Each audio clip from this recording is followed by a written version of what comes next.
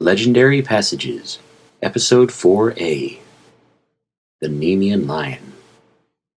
Heracles' First Labor, from the Idylls of Theocritus. Last time we reviewed the early adventures of Heracles. This time, Heracles himself reveals how he accomplished his first labor, slaying the Nemean Lion. This passage is a continuation of Episode 29, where Heracles went to the Augean Stables. Anyway, Augeas' son Phyleus pesters the hero with rumors about him, and how he won his famous lion skin. The lion had been ravaging the countryside, killing flocks and citizens alike. Heracles set out after it, armed with bows and arrows, and a massive club. Soon he finds the beast, still bloody from its latest kill. Heracles shoots an arrow, and it bounces off the lion's invincible hide. It roars and pounces upon him, and Heracles shoves his quiver in its face and smashes with his club, which snaps in two. The lion is merely dazed, so, weapons useless, Heracles climbs upon the lion's back and strangles its neck, just like when he crushed the snakes in his crib. He skinned it with its own claws, and wore that impervious pelt ever after. Next time we shall hear even more labors of Heracles.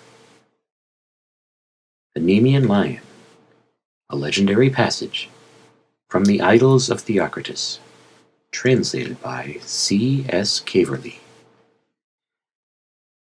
Then townwards, leaving straight that rich campaign, stout Heracles, his comrade Phyleus fared, and soon as they had gained the paven road, making their way hot-footed o'er the path, not o'er conspicuous in the dim green wood, that left the farm and threaded through the vines, out spake unto the child of Zeus most high, who followed in his steps, Augeas' son, o'er his right shoulder, glancing pleasantly.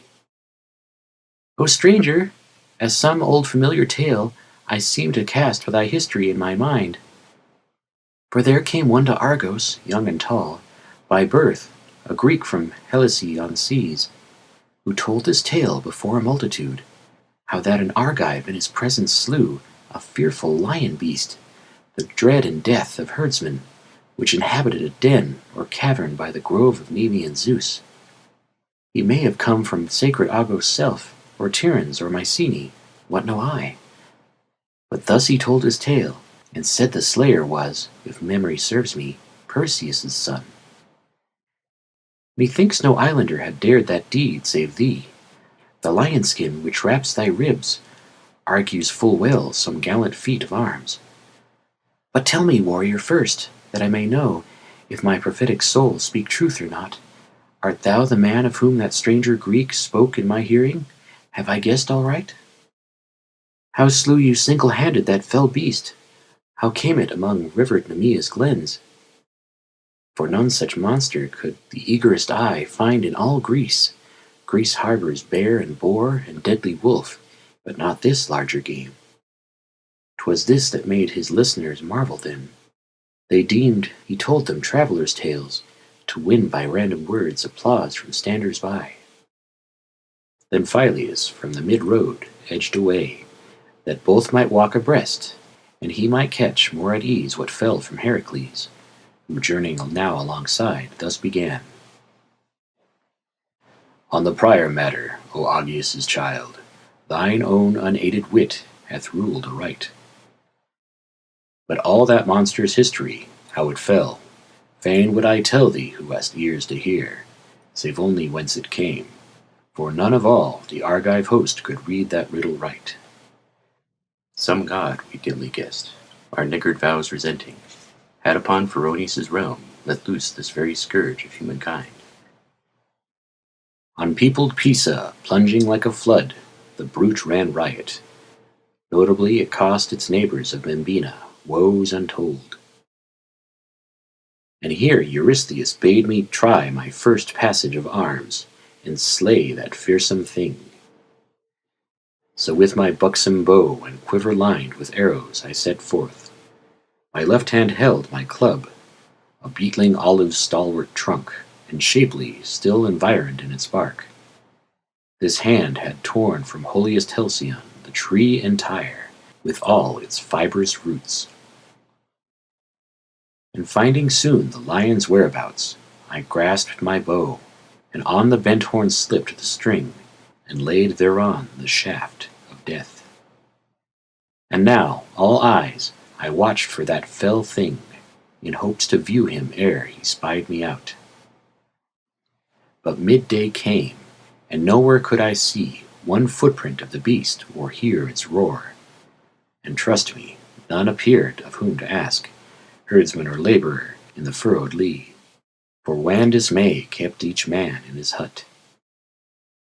Still on I footed, searching through and through the leafy mountain passes, till I saw the creature, and forthwith essayed my strength. Gorged from some gory carcass, on he stalked, at eve towards his lair, his grizzled mane, shoulders, and grim glad visage, all adrip with carnage, and he licked his bearded lips. I, crouched among the shadows of the trees, on green hilltop, waited his approach, and as he came, I aimed at his left flank. The barbed shaft sped idly, nor could pierce the flesh, but glancing dropped on the green grass. He, wondering, raised forthwith his tawny head, and ran his eyes over all the vicinage, and snarled and gave to view his cavernous throat. Meanwhile I levelled yet another shaft, ill pleased to think my first had fled in vain. In the mid-chest I smote him, where the lungs are seated. Still the arrow sank not in, but fell, its errand frustrate, at his feet. Once more I was preparing, sore chagrined, to draw the bowstring when the ravenous beast, glaring around, espied me, lashed his sides with his huge tail, and opened war at once. Swelled his vast neck, his dun locks stood on end, with rage his spine moved sinuous as a bow, then all his weight hung poised on flank and loin. And even as, when a chariot builder bends with practised skill his shafts of splintered fig, hot from the fire to be his axle wheels, flies the tough-rinded sapling from the hands that shape it, and bound recoiling far, so from far off the dread beast, all of a heap, sprang upon me, hungering for my life-blood. I thrust with one hand my arrows in his face, and my doffed doublet, while the other raised my seasoned cudgel over his crest, and drave full at his temples, breaking clean in twain on the four-footed warrior's airy scalp my club, and ere he reached me, down he fell. Headlong he fell, and poised on tremulous feet stood, his head wagging, and his eyes grown dim, for the shrewd stroke had shattered brain and bone. I, marking him beside himself with pain, fell, ere recovering should he breathe again, advantage on his sinewy neck, my bow and woven quiver thrown aside. With iron clasp I gripped him from the rear, his talons had torn me, and my foot set on him, forced to earth by dint of heel, his hinder parts, my flanks entrenched the while behind his forearm, till his thews were stretched and strained, and on his haunches stark he stood, and lifeless, hell received his monstrous ghost. Then with myself I counselled how to strip from off the dead beast's limbs his shaggy hide, a task full onerous, since I found it proof against all blows of steel or stone or wood. Some god at last inspired me with the thought, with his own claws to rend the lion skin. With these I flayed him soon, and sheathed and armed my limbs against the shocks of murderous war. Thus, sir, the Nemean Lion met his end, erewhile the constant curse of beast and man.